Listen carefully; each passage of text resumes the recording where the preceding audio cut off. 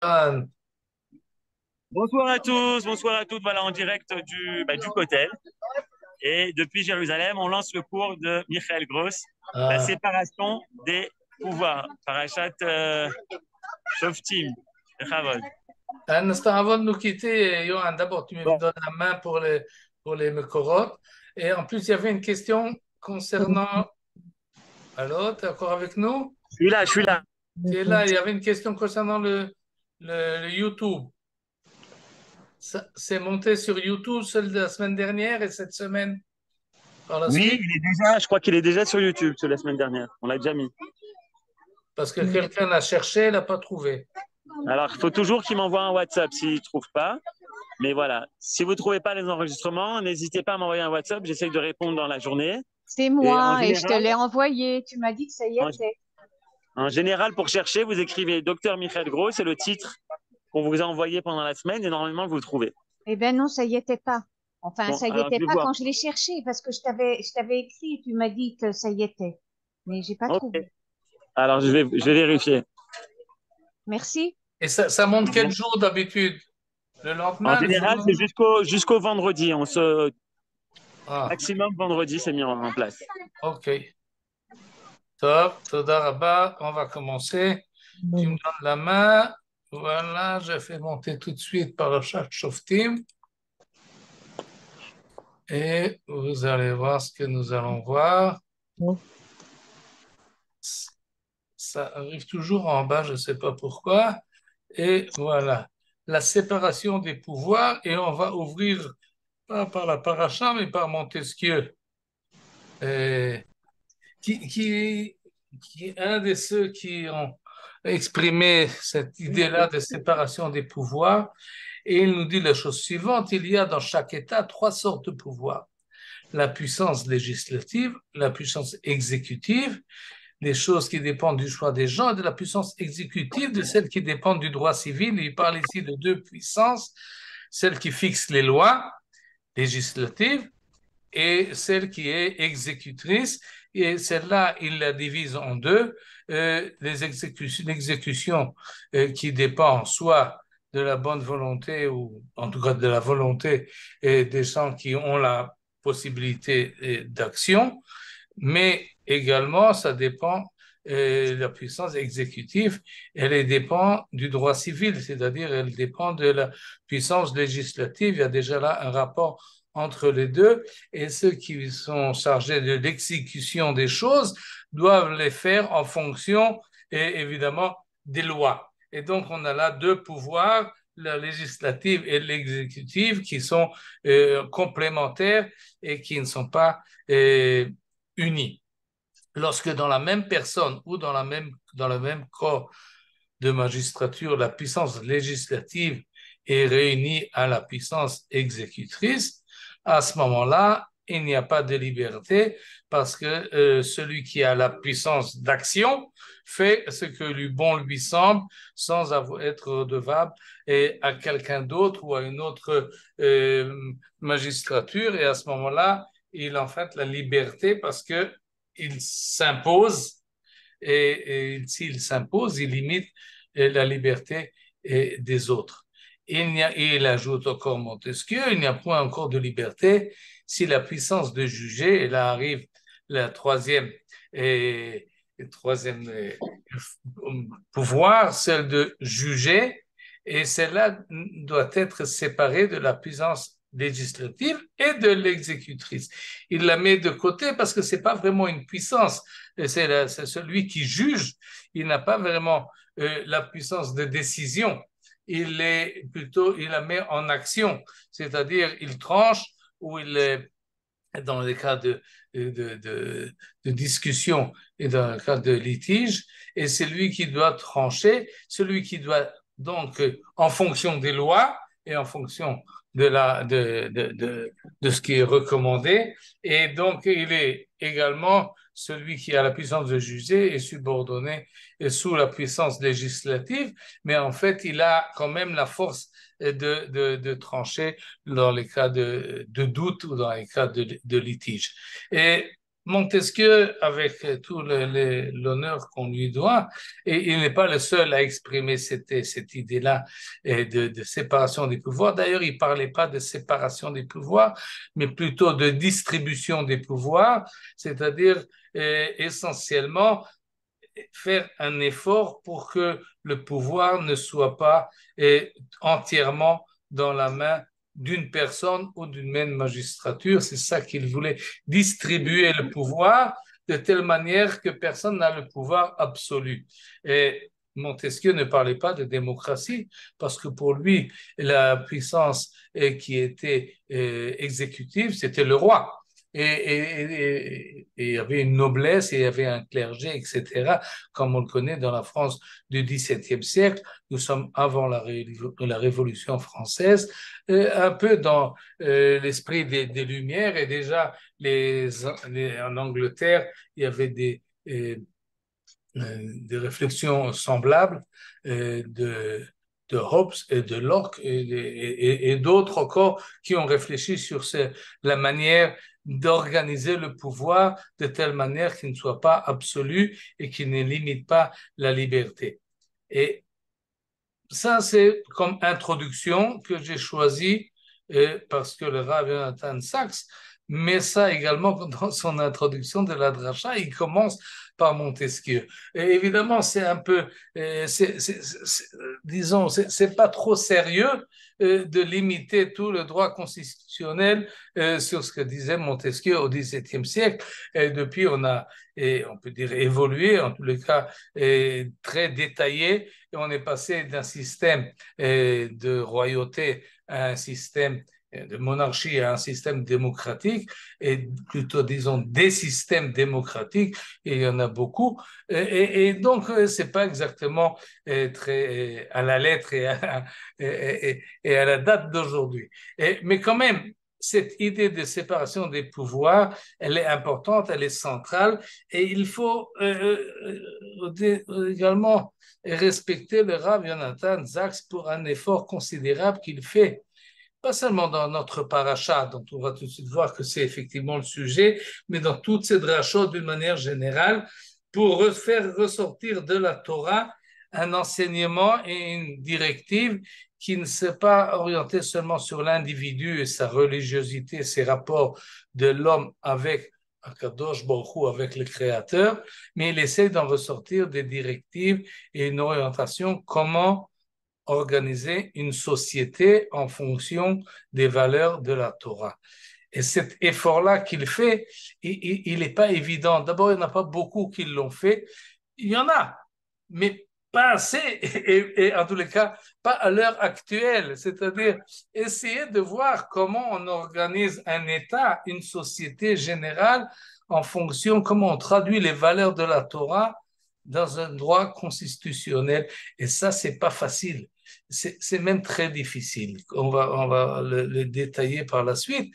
Mais le Rav Sacks fait cet effort-là, et je ne sais pas s'il l'a détaillé, s'il a organisé toutes ces idées qu'il donne dans ces drachot d'une manière, disons, très limitée ou détaillée, et de telle manière qu'on peut passer à l'action. Je ne sais pas s'il l'a fait. S'il ne l'a pas fait, eh bien, c'est peut-être un travail qu'il faut proposer à d'autres, de parcourir ses écrits et d'essayer de rassembler toutes les idées qu'il donne de cette manière-là. Pour l'instant, on va rester au niveau général, mais qui sont quand même importants. Et une idée générale qui nous dit, c'est justement cette séparation des pouvoirs, et dans le même topo que parlait Montesquieu, on peut le retrouver dans la Torah et dans le système toranique.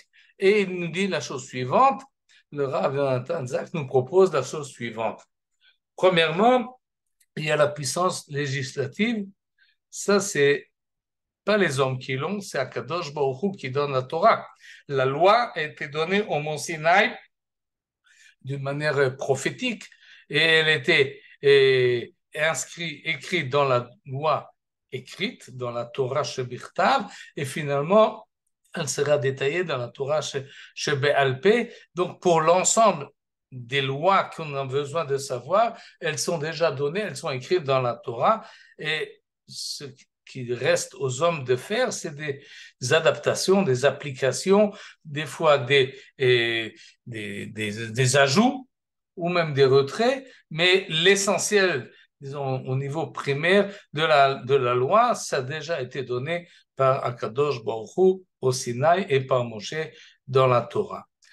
Ça, c'est pour la puissance législative. La puissance exécutive, d'après la Torah, c'est le roi, Melech, comme on va le voir justement dans notre paracha, mais on va voir que c'est pas assez détaillé pour fixer les choses, mais en tout cas, la puissance exécutive semble être un roi qui a et qui domine l'ensemble des 12 tribus d'Israël et qui organise sa vie séculaire, l'économie et et la sécurité intérieure et extérieure du royaume d'Israël.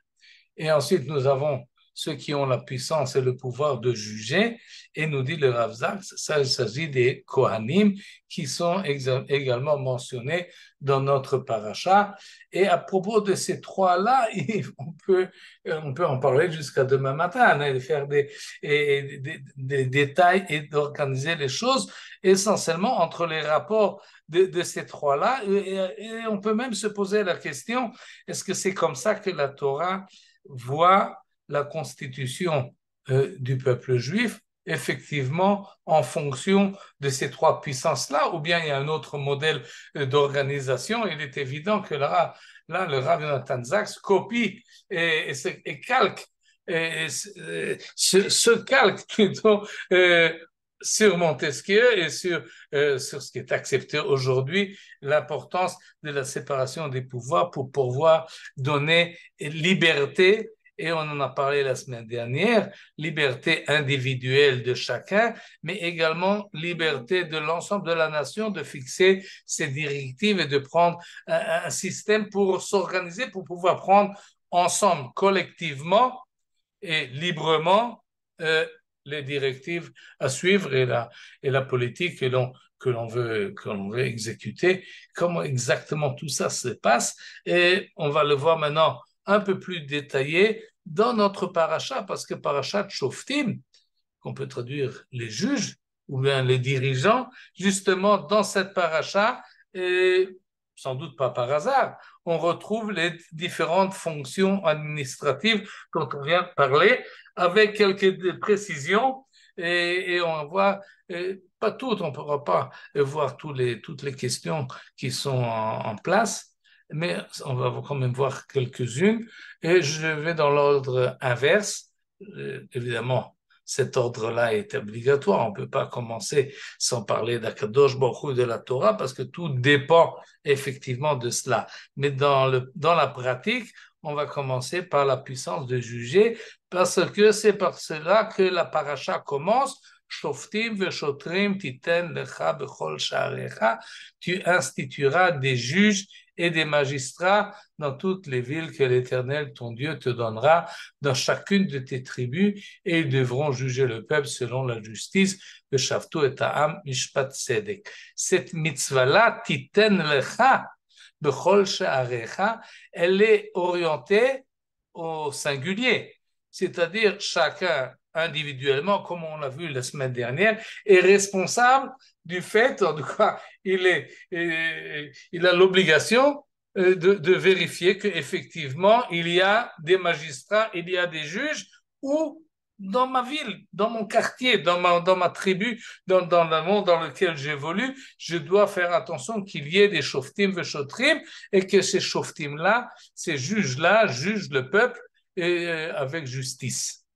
C'est une responsabilité de chacun. Et on continue.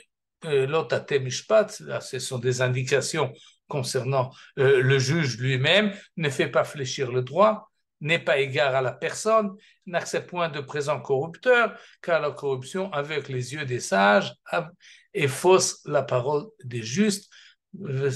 Risalef d'Ivret Tzadikim. Là, on peut même ajouter que la corruption, pas seulement fausse la parole des justes, c'est-à-dire ceux qui sont bien intentionnés, et à partir du moment où ils sont corrompus, alors évidemment, ils perdent les proportions et ils ne savent plus évaluer le vrai et le faux. Mais on peut ajouter encore une autre idée qui se cache là-dessus, Vissalev divrei tzadikim divrei tzodkim, c'est-à-dire même les paroles justes, même la vérité, à partir du moment où elle est juste opposée à une corruption, eh ben, elle perd de son éclat de vérité. La vérité, c'est quelque chose qui est tellement subtil qu'on ne peut pas la mélanger avec quelque chose d'autre. Je peux dire une vérité, mais à partir du moment où tout le monde sait que je suis un menteur, alors ma vérité elle n'est plus véritable. Et donc, Vissalev Dvarim Tzodkim. Pas seulement les tzadikim sont corrompus, mais la vérité elle-même comment dire, s'évapore. On ne peut plus l'identifier véritablement à partir du moment où le système est corrompu. Et ça, c'est le verset 19. Et le verset 20, Tzedek, Tzedek Tirdof, c'est la justice seule que tu dois rechercher si tu veux te maintenir en possession du pays que l'Éternel, ton Dieu, te destine. Et cet avertissement-là, on devrait l'inscrire aujourd'hui sur toutes les places publiques. Je ne sais pas pourquoi c'est pas tellement évident et je sais pas. Et en tout cas, oui, la Torah dit si tu veux te maintenir en possession du pays, Ve'yarashta et Haaretz, alors il y a une chose à faire, c'est la justice. Et le corollaire qu'il y a entre la justice, le fait qu'on recherche la justice, Tirdof, il faut la poursuivre. Ça demande un effort continu. Oui, et une vérification et une distinction très nette et très précise, qu'est-ce qui est juste et qu'est-ce qui ne l'est pas, c'est une condition sine qua non de maintenir la possession du pays que l'Éternel, ton Dieu, te destine, comme si finalement, c'est presque pour ça. On peut renverser la condition et la conclusion. C'est un peu dracha, mais en fait, dans l'idée, elle est claire, elle est évidente.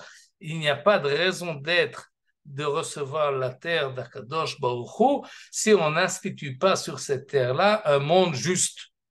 Parce qu'Akadosh Baruch Hu, il est juste et il est justice.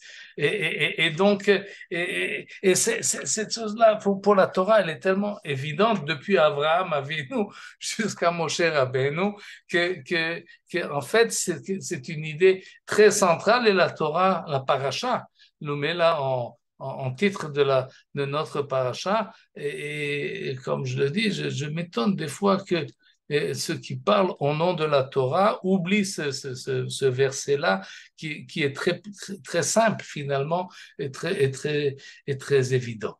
Et le fait que la puissance de juger est donnée aux Kohanim, ça peut-être étonner.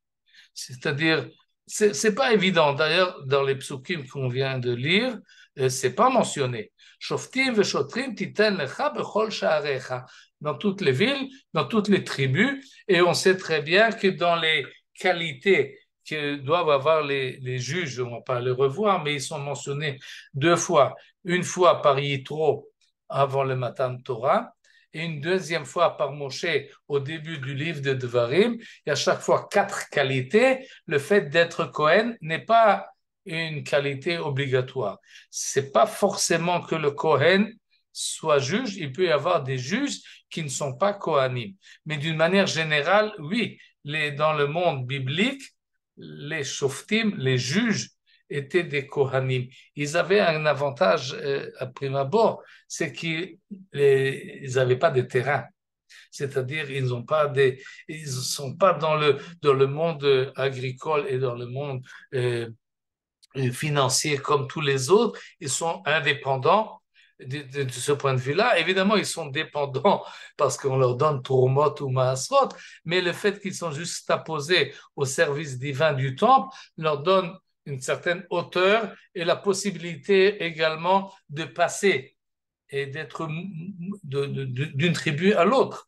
Ils sont maintenant ici, ils peuvent être demain ailleurs puisqu'ils ne sont pas rattachés à un lot territorial et donc ils ont une certaine indépendance de ce point de vue-là. En tous les cas, dans notre paracha, à plusieurs reprises, on verra que les Kohanim étaient les Shoftim. Et d'ailleurs, c'est marqué dans la fin du livre de Dvarim, Yoru mishpatecha le Yaakov, vetoratcha le Israël. Les Kohanim enseignent la loi et enseignent et font la justice. C'est, semble-t-il, comme ça que c'était essentiellement dans le monde biblique. Et ça revient, cette idée-là, plusieurs fois dans la paracha. J'aime rapporter ici deux endroits. ועמדו שני האנשים אשר להם הריב לפני השם, לפני הכהנים והשופטים אשר יהיו בימים ההם. Les deux personnes qui sont en litige se tiendront devant l'Éternel, tout de suite on va reprendre cette expression, et devant les Kohanim et les juges de leur temps, de leur époque, parce qu'ils leur sont contemporains, qui viennent se faire juger devant les Kohanim et devant les juges. Et là, la Torah insiste, l'ifnei Hashem. Il s'agit d'être présent devant, il y a une présence de Dieu dans le phénomène, dans le processus de la justice. On a déjà eu l'occasion d'en parler. Il s'agit d'une présence dans toutes les villes. Dans tout le pays, il y a une présence divine. Cette présence divine, elle n'est pas comme la présence humaine qu'on a tout de suite dans le même verset. Tu te tiens debout devant le juge et tu te tiens également debout devant Dieu. C'est deux positions différentes qui se complètent. Et il me semble que c'est une idée qu'il faut retenir, c'est-à-dire que et les juges et ceux qui sont jugés et doivent savoir qu'il y a quelque chose, il y a une instance qui est au-dessus d'eux, qui les dépasse, qui sont redevables au-delà. Et parce que finalement, qu'est-ce qui nous assure que justice est faite? Qui c'est qui nous dit qu'effectivement, ceux qui sont là en litige donnent leur partie d'une manière équitable et véridique?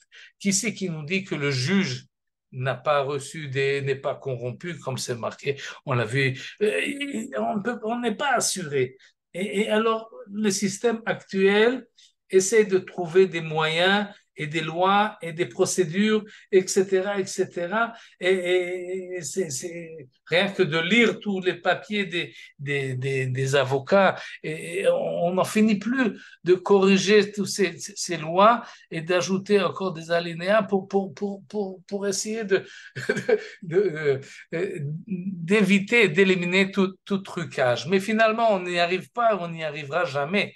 Tant que la personne n'est pas consciente qu'il y a un œil qui le regarde et auquel il est redevable, et c'est un œil subjectif, l'ifnei Hashem, alors on n'arrivera pas. Il y a un problème éducatif qui doit être fait. On ne peut pas se fier entièrement au code et au droit civil. Ça ne suffit pas, ça ne suffira jamais. Et autant qu'on peut le corriger, il est important, évidemment, il faut fixer la procédure. Mais finalement, si les personnes sont corrompues, ils trouveront toujours le moyen de tricher. Et donc, cette idée-là, le l'ifnei Hashem, elle est importante et elle revient. Ça, c'était le chapitre 17. Je reviens un peu avant au chapitre, ça c'était le 19, on arrive au 17. Et encore une fois, si tu es impuissant à procéder à un cas judiciaire, il s'agit des juges qui sont questionnés pour une question de meurtre ou de droit civil ou de blessure corporelle ou un litige quelconque, alors tu ne sais pas. Alors qu'est-ce que c'est? Il s'agit de ceux qui étaient bisharecha on l'a vu au début de la paracha. Dans toute localité, il doit y avoir une instance de justice, mais pas toujours dans la périphérie. On sait exactement comment faire et comment trancher la chose. Alors, vekamta ve'alita el hamakom asher yivchar Hashem Elohecha bo. Alors, tu passes de ta ville et tu montes un endroit qu'Akadosh Baruch Hu a choisi. Autrement dit, la présence divine dont je viens de parler, elle est beaucoup plus présente, on peut dire, elle est plus touchable, plus tactile, on peut la sentir beaucoup plus fort parce qu'on arrive, aujourd'hui on le sait, chez Hamakom, Asher Yivchar Hashem, c'est Yerushalayim. Alors en montant à Yerushalayim, il y a un surplus de volonté, de justice, la distinction entre le vrai et le faux s'anoblit, on peut dire, et alors on pourra trouver une réponse au Vata et la Kohanim, à Leviim et la Shofet. Autrement dit, on arrive au Beth Amikdash et l'instance suprême du tribunal qui juge également, qui est finalement celui à qui on pose des questions qu'on ne savait pas répondre, se trouve à côté du Beth Amikdash, chez une juxtaposition géographique. Et le fait qu'on parle au Kohanim, à Leviim, vers la Shofet, à Sherebiim, à Mimahem, ça, pour la Torah en tous les cas, ça donne une assurance et une certaine conscience qu'on arrive, on peut trancher, en tout cas on doit trancher.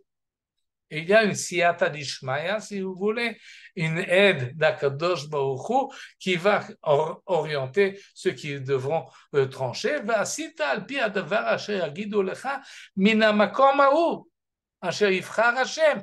Vous voyez que cette idée-là de présence divine, elle est omniprésente tout le temps, parce que c'est ça qui finalement donne l'autorité au juge. Elohim nitzav be'adat el ou bekerev Elohim yishpot, la présence divine dans le tribunal humain. Et on nous dit encore une fois qu'il faut suivre ce que la Torah nous dit et ce que les Kohanim vont trancher, et on ne va pas bouger de cela d'un iota, ou comme le dit la Torah, tu ne bouges pas le yamin velo smol, ni vers la droite ni vers la gauche, tu restes au milieu dans le droit chemin, tu n'es pas corrompu et tu n'as pas de tendance, et tu dois suivre l'autre assur minadavar, tu dois suivre la chose exactement. Et celui qui volontairement, verset 12, ne fera pas ce qu'il faut, celui-là,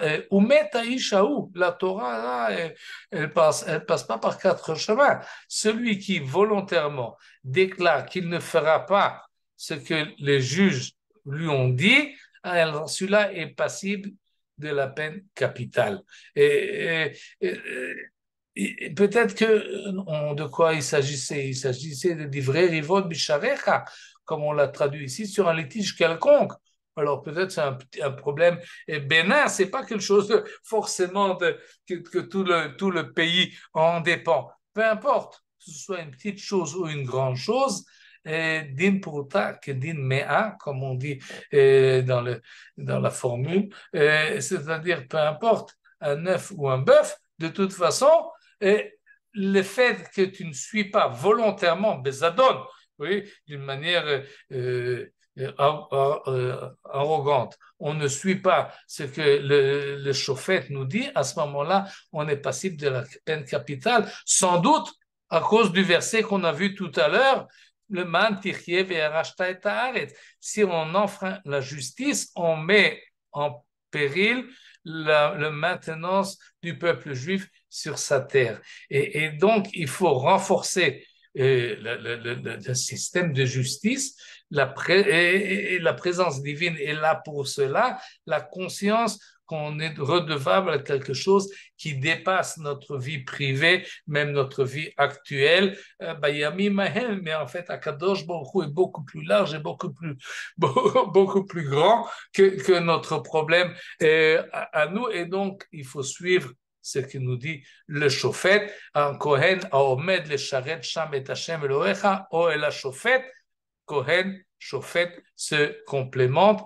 et Uviarta hara mi Israël, et à ce moment-là, quand on fera justice, on enlèvera le mal en Israël. Vechol ha'am, conclusion de ce passage-là, Kol ha'am yishma'u ve'yira'u ve'lo yuzidun od, que tous l'apprennent et tremblent, et auront la crainte de la justice et n'est plus pareil et témérité. Et le texte de la Torah est très, très, très clair, très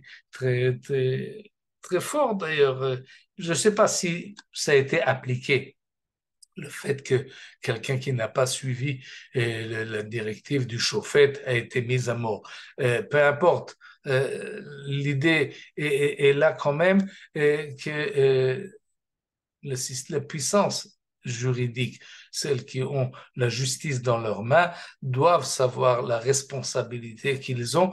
C'est pas un jeu, c'est pas on peut faire comme ça, on peut faire comme si. C'est des choses qui doivent être fixées et qui doivent être acceptées, qui ont une notoriété, une autorité, et c'est dans leur autorité-là qu'ils fixent les choses, et ils doivent être conscients. Les juges et les accusés et tous ceux qui ont affaire avec la justice, que ce soit le droit civil ou le droit pénal ou le droit religieux ou le droit constitutionnel, de toute façon, oui, il vaut mieux la justice, même si elle n'est pas exactement en fonction de la Torah, mais c'est la justice qui organise finalement la société, sinon c'est l'anarchie. Et le verset qu'on a vu tout à l'heure, il est compréhensible dans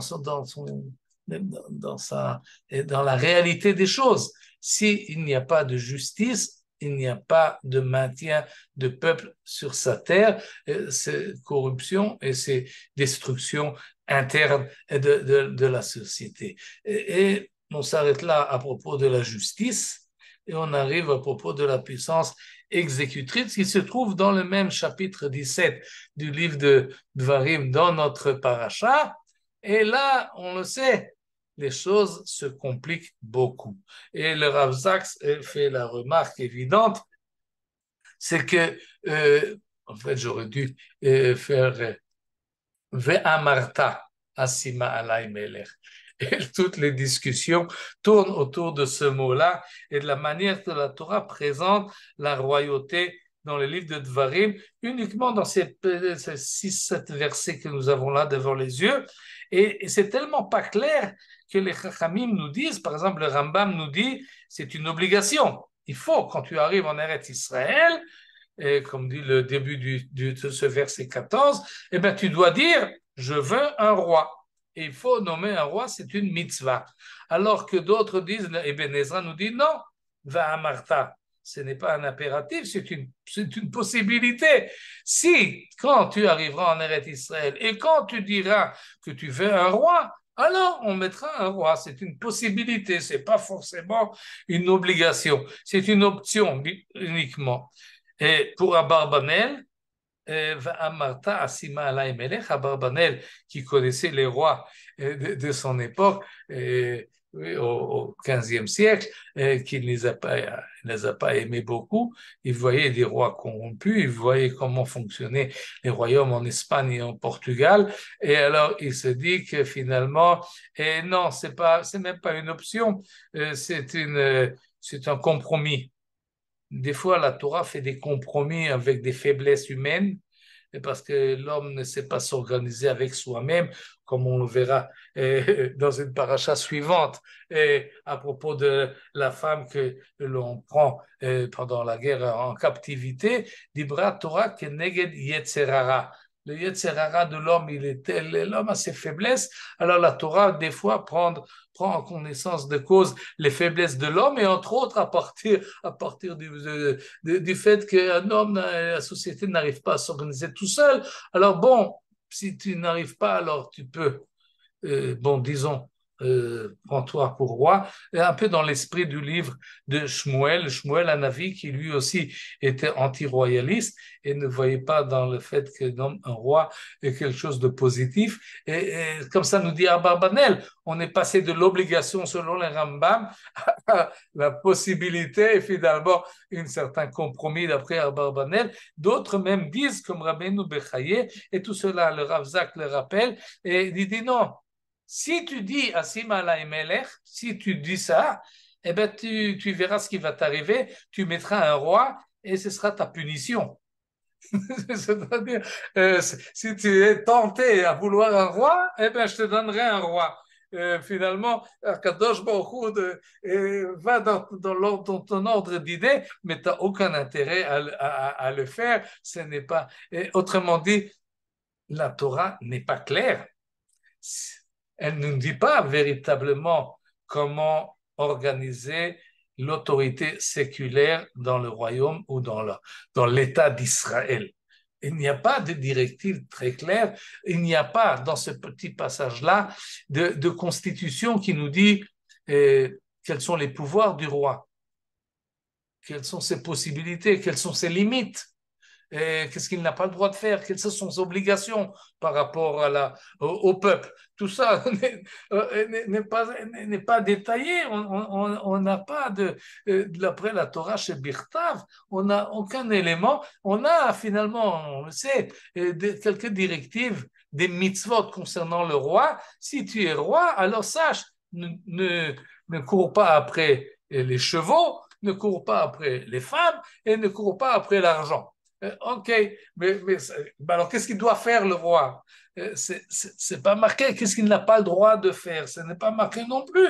Il y a une chose qui est marquée, et on y reviendra par la suite, c'est qu'il doit avoir un Sefer Torah. Et encore une fois, Milifne HaKohanim HaLeviim, en fait, met le roi sous dépendance de la loi. À Kohanim, à Léviim, sans doute ceux dont on vient de parler, les Kohanim qui sont également Shoftim, ceux qui fixent la loi. Et donc, il est évident que le roi est mis sous la domination de la Torah, puisque la Torah est de la Torah d'Akadosh Baruch Hu, et le roi n'est pas dispensé de ses obligations comme tout un chacun, mais même il en a en plus, il doit lire la Torah toute sa vie, le man yir'a et Hashem Elohav lishmor et kol divrei Torah azot. En plus, on lui recommande d'être humble et modeste. Et il a fait Mood. Mais finalement, si on est dans notre sujet, on cherche comment organiser les pouvoirs en Israël, on n'a pas ici véritablement de réponse. On est dans le flou. Et si la Torah chez Birtav n'a pas détaillé la chose, la Torah chez Be'alpé non plus. C'est-à-dire, ni dans la Mishnah, ni dans la Gemara, nous avons véritablement un droit constitutionnel. Nous avons 4 parties, 4 volumes dans le Shulchan Aruch. Aucun d'eux ne parle de la manière dont il faut organiser la société, comment on nomme le dirigeant, comment on le dénomme, comment on le substitue, quels sont ses droits, comment ça s'organise, quels sont ses rapports avec lui, avec le peuple, etc., etc. Non, nous n'avons pas. Alors, on a dans la halakha quelques éléments qui sont d'ordre plutôt historique, c'est-à-dire on vérifie dans les shelot ou tshuvot qui ont été posés, puisque les communautés devaient s'organiser, quels sont les droits du rabbin, quels sont les droits du président, comment est-ce qu'on décide combien il faut payer de cotisations, etc., etc. Nous avons quelques éléments là-dessus des Chachamim pendant des générations de la Galoute qui devaient organiser des communautés et qui ont fixé quelques éléments. C'est de beaucoup très insuffisant pour nous orienter aujourd'hui en Eretz Israël quand on revient à fixer un État et on essaie de s'organiser. Nous n'avons pas ceux qui vous disent qu'on va fixer un État selon la halakha. Eh bien, posez-leur la question, qu'est-ce que la halakha dit à propos de cela? Il n'y a pas véritablement de réponse cohérente, organisée, acceptée par l'ensemble des chachamim. Nous sommes là dans un manque et qu'on complète. En fait, dans la pratique, on a adopté un système anglais ou un système continental ou américain, et des adaptations de ce genre-là, mais ce n'est pas véritablement l'esprit de la Torah, parce qu'il n'y a pas dans les écrits et dans la tradition pratique, véritablement l'esprit de la Torah, comment organiser, quels sont les droits d'un parlement, est-ce qu'il doit y avoir un parlement, etc. Nous n'avons pas. Et peut-être je me suis dit, et c'est une proposition, que cette phrase-là, que Chol Hagoyim Asher Svivotai, qui est bizarre. Et le Rav Zak le signale d'ailleurs dans sa dracha. D'habitude, on nous dit, tu fais pas comme les goïms à cher suivotai.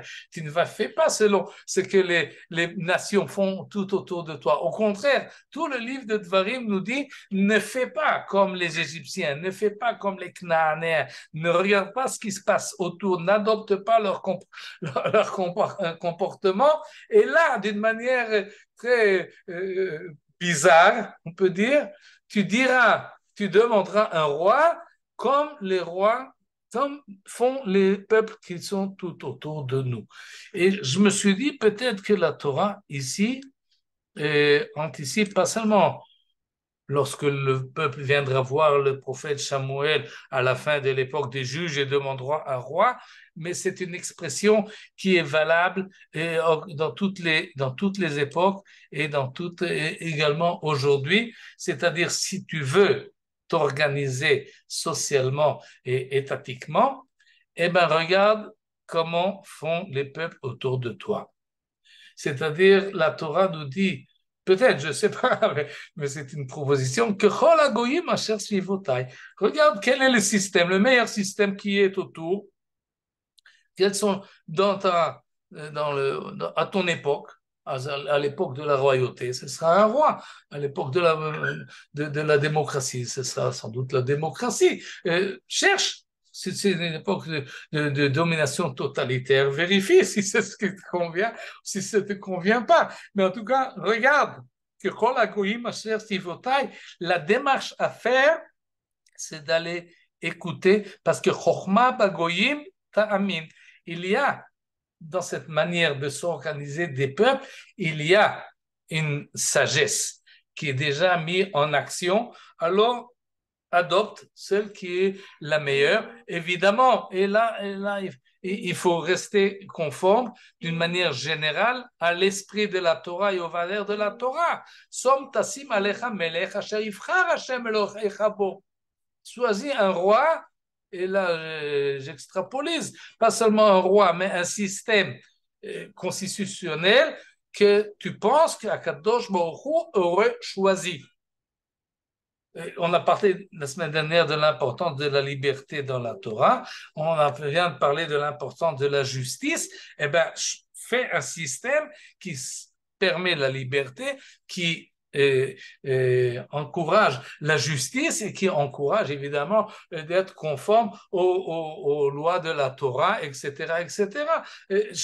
Organise-toi d'une manière intelligente et réfléchis de telle manière qu'effectivement tu sois fidèle aux valeurs générales de la Torah, Asher Yivchar Hashem Elokecha bo. Ça aussi, c'est une expression qui est dans ce contexte-là et pas clair. Tu dois choisir un roi parmi tes frères, tu choisis, mais tu choisis quoi? Asher Yivchar Hashem Elohecha, c'est Dieu qui choisit ou c'est nous qui choisissons? Le texte là est très ambigu et les Mefarshim, les commentateurs le remarquent. Alors, on va voir qu'est-ce qui se passe dans le livre des rois et dans le livre de Shmuel. Et là aussi, on a cette ambiguïté. Le roi Shaoul qu'on appelle ça, est nommé roi deux fois. Une fois par le prophète et une fois par le peuple. Et on a cette ambiguïté-là parce qu'il faut choisir un roi qui nous convient et qui convient également, qui répond aux obligations par rapport à Kadosh Baruch Hu. Et c'est vrai pour le roi et c'est vrai en fait pour tout système politique. Je saute là sur les choses qu'on peut également interpréter pour le système politique actuel, mais je passe au troisième volet où nous avons vu la puissance de justice, nous avons vu l'exécutive et maintenant le législatif. On a dit c'est la Torah qui fixe en fait. Et il y a une instance en plus, c'est le prophète, Navi. on voit dans tous les livres du Tanakh une présence en plus. On ne peut pas dire une puissance. C'est pas vraiment une puissance, mais il a une présence importante et il fixe les choses. En tout cas, des fois, il veut fixer les choses, mais il n'y arrive pas. Il est présent. Il a son mot à dire dans tout ce qui se passe. Et pour le Rav Zaks, son rôle essentiel, c'est d'être ce qu'on appelle aujourd'hui mevaker, celui qui fait des remarques et celui qui amène ça, comment on appelle ça, sa critique. Il est là pour critiquer, il vérifie. Il y a une instance comme ça en Israël, Mevaker Medina, comme ça s'appelle, c'est-à-dire celui qui vérifie si effectivement celui qui a la force exécutive met en action en fonction des lois. C'est à peu près ce qu'il y a ici. Le Navi, il vérifie si le roi, si les Kohanim, si les juges, si la société d'une manière générale dans toutes ces instances suivent l'esprit d'Akadosh Baruch Hu, et s'il ne suit pas, eh ben il crie son cri et il fait ce qu'ils ont fait Yeshayahu, Yirmiyahu, Yecheskel. Ils sont toujours un peu hors coup. Ils font pas vraiment partie de la société. Ils arrivent d'habitude en retard. C'est-à-dire, une fois que les choses ont été abîmées, il dit attention, attention, vous allez vous casser la tête. Mais on est déjà vers le précipice et souvent, donc, on les écoute pas, ces prophètes, mais quand même, leur cri est important. Et d'ailleurs, et nous dit le Rav Zaks, le Navi, le prophète, il dit finalement quoi? C'est pas lui qui fixe les lois. Nous savons que la loi a été donnée par Akadosh Baruch Hu au Mont Sinaï, et la Torah Shebe'al Peh, elle est donnée par les Chachamim. Bechacham adif minavi. C'est-à-dire, ça c'est accepté depuis le Talmud et encore avant, c'est-à-dire, le Navi, il ne donne pas des halachot. C'est pas ça son rôle. On le suit pas comme un rabbin qui fixe les halachot. Il ne siège pas au Sanhedrin. Non, c'est pas cela.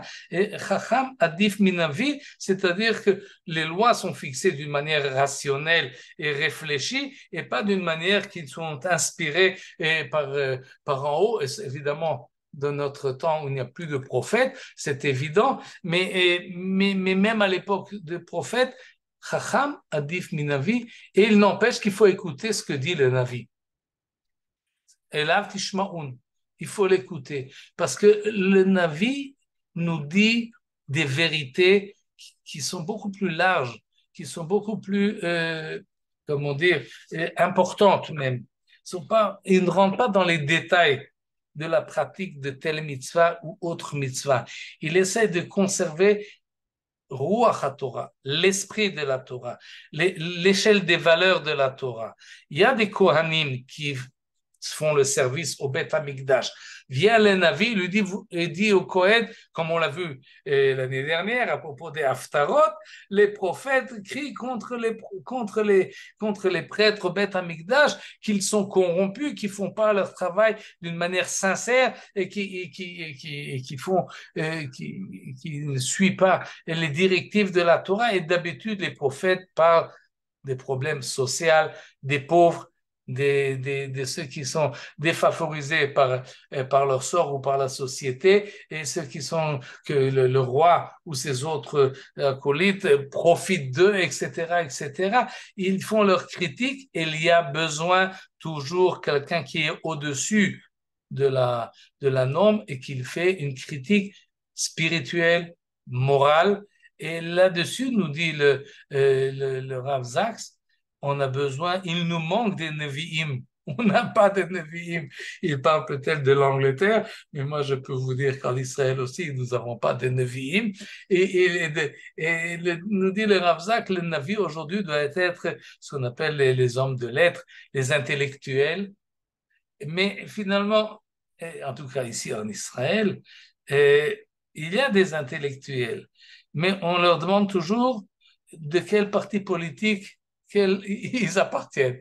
On essaye de les organiser en fonction, et souvent, ils tombent dans le piège et alors ils sont des intellectuels qui supportent quel parti ou qui supportent un autre parti. Je parle des intellectuels qui sont religieux ou qui ne le sont pas, qu'ils sont rabbins ou qui ne le sont pas, et ils sont toujours, font toujours partie des partis politiques. Lorsqu'on les fait monter en scène, on les écoute dans les médias, alors les journalistes leur demandent qu'est-ce que tu penses de tel et tel politicien ou de tel et tel politique, et ils répondent.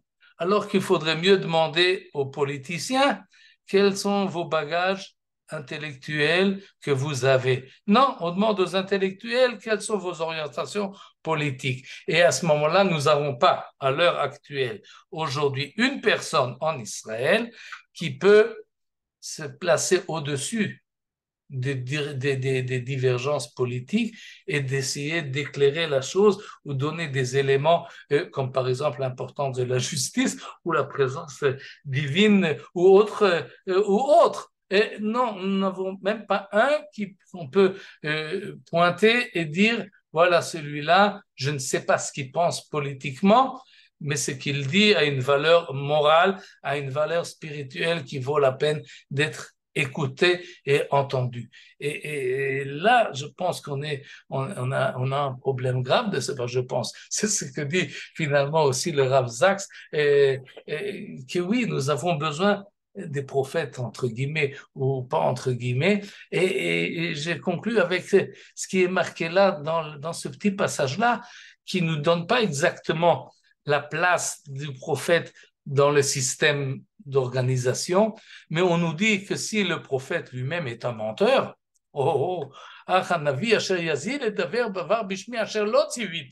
s'il dit quelque chose que je ne lui ai pas dit, ou bien il parle au nom d'autres dieux, à ce moment-là, ce prophète-là doit être mis à mort. Alors tout de suite se pose la question, comment je sais? C'est-à-dire que lui qui a entendu, comment je peux le mettre à mort? Si tu te poses la question, comment est-ce que je peux savoir quand j'entends le prophète, il parle au nom de Dieu, comment je peux savoir que c'est pas Dieu qui lui a parlé? Je ne peux pas le savoir. Et ce problème-là est un problème grave, mais n'est pas essentiel. C'est-à-dire, bon, d'accord, tu ne peux pas savoir, alors tu ne peux pas mettre à mort le prophète. Mais c'est pas ça l'essentiel. L'essentiel, c'est est-ce que je dois suivre ce prophète ou je ne dois pas le suivre? Le problème n'est pas de savoir est-ce que le prophète en question est un menteur ou quelqu'un qui dit la vérité. Et parce que pour savoir qu'est-ce que je fais avec ce prophète-là, si je le laisse en vie ou je le mets à mort. Non, c'est pas le problème essentiel que nous avons. D'abord parce qu'on n'avait pas de prophète et parce que même à l'époque des prophètes, ce n'était pas ça le problème. Le problème n'est pas qu'est-ce que je dois faire avec le prophète. Le problème est qu'est-ce que je dois faire moi avec moi-même. Est-ce que je dois l'écouter ou je ne dois pas l'écouter? Est-ce que c'est un menteur ou c'est quelqu'un qui parle de vérité? Or, si vous voyez dans les livres des prophètes, dans Yirmiyahu, Sefer Melachim, il y avait des faux prophètes. Mais jamais et la masse, et même le roi, a hésité de savoir qui est le vrai et qui est le faux. On sait qui est le vrai et qui est le faux. On le sait. Là, il y a un système qui est d'ailleurs problématique en soi et qui nous dit, attends, et si le prophète a dit, voilà ce qui va se passer, et ça ne se passe pas, alors tu sais qu'il n'était pas prophète. Bon, c'est très bien. D'abord, ce système-là, il a été limité finalement par Yirmiyahu. C'est vrai uniquement pour les prophéties, plus tard, lorsqu'il s'agit de quelque chose de mal qui va arriver. Alors à ce moment-là, c'est pas évident parce que peut-être Kadosh Baruch Hu, Rachamav al Kol Ma'asav, il est revenu sur sa décision, comme on le voit dans le livre de Yona. Donc uniquement lorsque le prophète a promis des bonnes nouvelles, et ces bonnes nouvelles ne sont pas arrivées, alors je sais que c'est un faux prophète. Mais en attendant, et peut-être il faut que j'attende une génération, 2 ou 3, en attendant le prophète en question. Il est déjà trépassé. Donc, c'est pas finalement, je ne sais pas, je n'ai jamais l'évidence authentique, disons, pratique, je ne peux pas vérifier. Non, je ne peux pas savoir si lorsque je viens, je suis comme le roi Yehoshaphat avant un combat, j'amène les prophètes qui me disent je vais gagner ou je ne vais pas gagner la guerre. Un prophète me dit oui, l'autre prophète me dit non. Comment je peux savoir qui est le vrai et qui est le faux? Ben, fais la guerre, tu verras. C'est pas comme ça que ça doit fonctionner. Mais en fait, on sait qui est le vrai et qui est le faux. On entend les personnes. On sait qui est quelqu'un de vrai et qui est quelqu'un qui falsifie. Qui c'est qui parle avec une authenticité effective. On le connaît, cet homme-là. On sait ses antécédents, on sait sa manière de vivre, on sait ses qualités, on connaît comment il réagit, comment il fait ses courses lorsqu'il va au marché et comment il parle avec sa femme à la maison. Et de cette manière-là, on peut savoir si c'est quelqu'un de vrai, ish et met, ou c'est pas véritablement quelqu'un à qui on peut faire confiance. Les gens de valeur et de vérité, on les reconnaît. Et il y en a qui disent qu'ils les voient à leur figure. Oui, il y a, en tout cas, le peuple ne se trompe pas dans ce genre de choses. Malheureusement, comme je l'ai dit, on n'a pas aujourd'hui à expérimenter parce que personne ne se présente, de postule le poste de prophète ou d'intellectuel qui peut nous guider d'une manière plus élevée. Mais finalement, lorsqu'il se propose, on peut vérifier quelle est cette personne. Et si je peux citer une personne, vous allez peut-être être étonné de mon choix. Mais souvent, on a parlé de Yeshayahu Leibovitch comme Nevi Azam, comme ça on l'appelait, un prophète de colère. On peut être d'accord avec sa pensée ou avec ses idées ou même avec ses prophéties qu'il disait, mais personne n'a mis en doute sa sincérité. C'était quelqu'un que tu reconnais, là, il y a quelqu'un qui parle de son fort intérieur, qu'il est convaincu de ce qu'il dit et il vit en fonction de ce qu'il dit. Il n'y a pas d'écart véritable en ce qu'il demande aux autres et ce qu'il demande de soi-même. Et on peut dire ça d'autres personnes, disons le rabbi de Lubavitch, que personne ne mettra en doute ses paroles, dire non, il faut, il est orienté, il est corrompu. Non, on peut être d'accord, on peut être pas d'accord, on peut accepter ou pas accepter sa manière de voir, sa manière de faire, mais il y a des gens que, qui se placent effectivement en dirigeants et qui ont quelque chose à dire et on peut dire Zé Navi Emet. C'est une personne qui est crédible et qui est véritable. Et je reviens, et par cela je finis parce qu'il est déjà tard, et je m'excuse, avec ce que finit Rav Zaks, avec cette obligation d'écrire un Sefer Torah. Le roi doit écrire un Sefer Torah. Et nous dit le Rav Zaks, mais finalement, cette halakha-là, elle est pour le roi. La majorité des gens ne sont pas rois. Alors, qu'est-ce que ça veut dire aux autres personnes, au commun des mortels? Il dit peut-être qu'on n'est pas roi, mais tout le monde est un peu dirigeant dans sa famille, dans sa communauté, dans son travail, dans son entourage. Et il faut savoir que pour être dirigeant, il faut être homme de lettres, il faut avoir le temps et prendre le temps de lire un livre et d'agrandir ses connaissances, d'avoir une curiosité et d'apprendre et de vérifier si ce que nous disons est conforme à ce que les livres nous enseignent. Et cette manière un peu intellectuelle du dirigeant, et il cite finalement Ben Gurion et sa fameuse bibliothèque, ou même, je ne me rappelle plus le nom d'un dirigeant anglais qui, semble-t-il, lisait par an un chef d'État, plus de près de 300 livres par an qu'il notait chaque fois qu'il avait fini le livre, et en tous les cas des dirigeants qui avaient la possibilité de s'élever au-dessus du journalier et de voir les choses d'une manière plus large grâce à la littérature qu'ils lisaient. Et ce conseil, on peut certainement l'adopter pour nous-mêmes. ועד כאן תודה רבה. שופטים שבת ושוטרים שלום. ייתן לך. שבת שלום. שבת שלום, תודה. Shabbat מיכאל. shalom. כל טוב. תודה לכם. Je peux vous poser une question? תודה רבה. Shalom, shalom, shalom Karid. Bonsoir tout le monde, tous ceux qui ouvrent là, je vois. תודה רבה, Shabbat shalom. On peut vous poser une question? Oui, oui, בבקשה. Toutes ces lois ne s'appliquent que pour Am Israël, n'est-ce pas? Parce que Dieu est on entend le nom de Dieu tout le temps. C'est-à-dire que toutes ces lois qui parlent de la justice et tout ce qu'on fait ne s'appliqueraient en aucune partie pour les goïms. J'ai mal entendu, j'ai pas très bien compris. Les lois de la Torah, c'est pour l'Am Israël, oui. Que pour Am Israël, c'est-à-dire le chauffet et les chautrives et tout ça, c'est des choses qui sont uniquement pour Am Nifrar, Hachem, l'Hachem, d'accord? Alors, qu'est-ce qui se passe quand on ne parle pas dans la Torah de les autres peuples, qu'est-ce qu'ils doivent faire? Si, mais pas à ce niveau-là. De foutre la paix.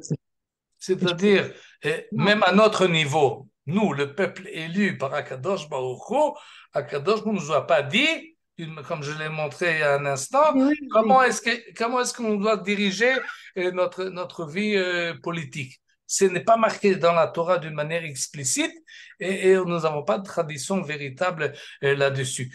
À plus forte raison pour les peuples qui nous entourent, non. La Torah ne leur donne pas de directives.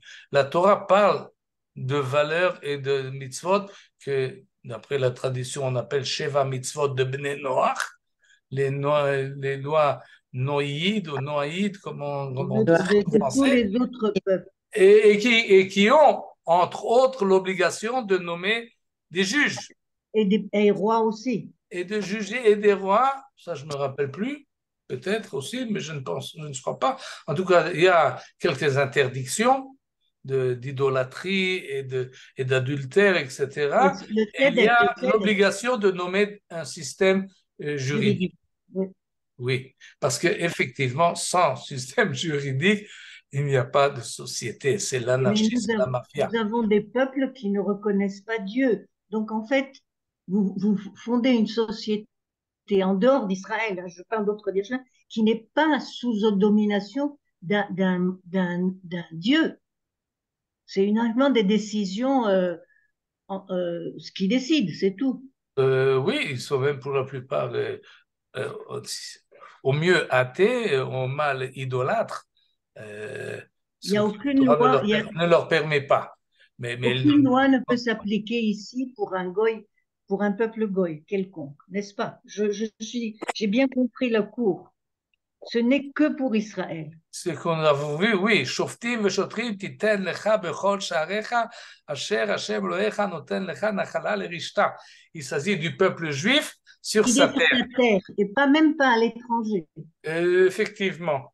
En tout cas, le Sefer Devarim nous prépare, le peuple juif, prépare le peuple juif à rentrer en Eretz Israël et à s'organiser sa vie en Eretz Israël dans beaucoup de détails, dans beaucoup de lois, dans beaucoup de mitzvot. Mais en ce qui concerne la constitution, voilà, ou presque. Qu'est-ce qu'on peut faire? Donc, c'est à nous de nous casser la tête. C'est à nous de nous casser la tête parce que autour de nous, on a des systèmes juridiques sans fin. L'Amérique, l'Angleterre, les pays. Chaque pays a des systèmes juridiques. Et ils te disent, alors choisissons. Alors nous devons choisir. On discute et on doit choisir comment discuter et finalement on doit décider. Et dans la pratique, c'est ce que nous faisons. Maintenant, oui, on peut faire comme ça, on peut faire comme ci. C'est ça le problème. Mais il faut faire ça. Mais il faut faire quand nous avons derrière la tête les valeurs de la Torah. C'est-à-dire, si on adopte un système qui va à l'encontre des valeurs de la Torah, c'est donc que le système ne fonctionne pas, n'est pas adapté à notre culture et à notre volonté. Et là, c'est pas facile. Je dis pas que les décisions sont faciles. Il doit y avoir discussion, mais il doit y avoir finalement, il doit y avoir C'est pour Mais ça si qu'on est en pleine crise, parce que nous oui, avions l'Amérique et l'Angleterre comme exemple juridique. Puis tout d'un coup, on nous met dans un problème où il faut étudier ce qu'il faut. Dieu a besoin de ça. Et oui, il oui, n'y a pas écrit Dieu dans la justice anglaise. ça, je sais pas. En Amérique, c'est plus simple. Mais, mais oui, il y a un problème. Et d'ailleurs, jusqu'à présent, ceux qui ont créé l'État d'Israël, Ben-Gurion et les autres, ont contourné le problème. Et maintenant, il faut Ils n'ont pas fait de ce qu'on a fait en France, en Angleterre et en Amérique, une VADA, une commission constitutive qui fixe comment est-ce qu'on va s'organiser. Dans les autres pays, c'était pas été facile. On a appris dans l'histoire, en histoire française, oui, qu'est-ce qui s'est passé après la Révolution, combien de temps ça a mis, et il y a eu des ratés.